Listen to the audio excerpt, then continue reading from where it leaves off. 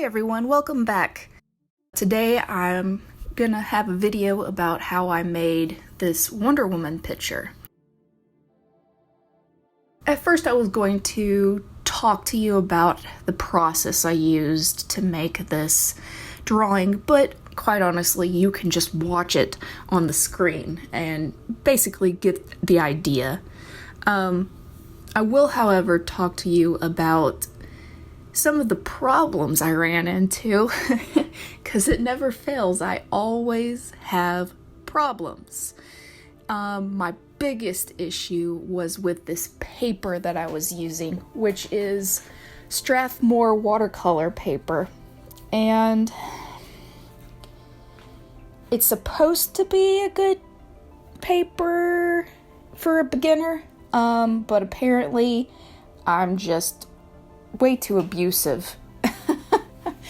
It didn't like me at all. And it actually, it buckled quite a bit, and I wasn't using a whole lot of water, but it did warp, and towards the end of my painting, it actually started to peel in places. The paper actually started to break down. And yes, I realized that I messed up a couple of times and tried to correct it. And I can see how that could be a little harsh to the surface of the paper, but I feel like you should be able to do a little bit of correction with watercolor paper and have it work out a little bit better than it did. So I don't know if it's just the fact that I'm a beginner and I mess up a lot, and that's why the paper can't handle me and the abuse that I give it, or if having better paper would actually prevent a lot of the issues that I encounter later on with this painting. My husband got me a new brand of watercolor paper that I had been wanting since Christmas. He got it for me for Valentine's Day. So we'll give that a shot, and hopefully it can stand up to more water and a little more correction on my part, because being a beginner, I mess up a lot, and unless I have the ability to take and pick up the paint, my pictures are not going to turn out right. Not for a while anyway. Obviously, with practice, I can achieve a good outcome, but it's kind of hard to want to post videos of major failures on YouTube. So anyway, I'm still learning, and hopefully this new paper will help prevent the breakdown. Another issue I ran into was that the paint was not completely dry when I went to put another layer on, and it would bleed into previously painted areas. Even though the paper felt dry, it apparently wasn't dry enough. So that's another lesson that I learned the hard way. So now I'm going to switch over to the video's audio and let past me explain how I decided on a background color for this piece. Okay, so I played around with some settings. This is the green, and this is the blue. Personally, I think it looks better with the blue. It kind of ties in with her skirt a little bit, but it also helps.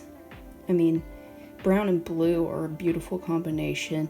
Yellow and blue, that's really close to complementary colors there.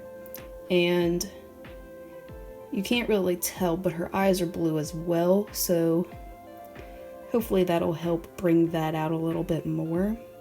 Whereas the green, it does make her stand out, but I feel like if she had more peach tones in her skin, this would be the color to go with. But because I don't want to mess with it any more than I already have and risk damaging the paper like I did with the bodice and the eye, we're going to stick with these skin colors. So I think we're going to go with a blue background, and hopefully I can do something similar to this. We'll see.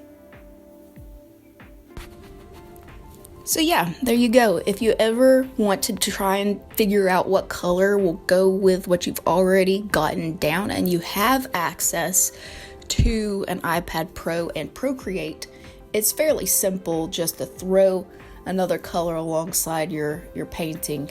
You know, just take a picture of your painting and then use another layer, and you could even use color correction mode as well if you wanted to. But it's fairly simple process trying to determine what will look okay before you actually commit to it on your physical artwork. Here in a few seconds, you're going to see what I was talking about with the paper actually breaking down. Look at all that. That is those little darker spots right there. All those darker spots there. That's the paper peeling up. Maybe once the watercolors dry up, maybe I can brush those off or something. I don't know. We'll see. And in the end, once it was dry, I was actually able to remove some of that paper that had pilled up on the surface. I went ahead and scanned the art into Photoshop and made a couple of corrections, fixing her bodice where there was a lot of damage, and also lightening her left eye there, because she looks like she's got a black eye in the original artwork. So I tried to lighten that area up a little bit. But there you go. That's the finished original painting on the left and the Photoshop corrected piece on the right. I want to thank you guys so much for watching. If you liked what you saw, please hit that thumbs up button, and I will see you in the next video. Bye!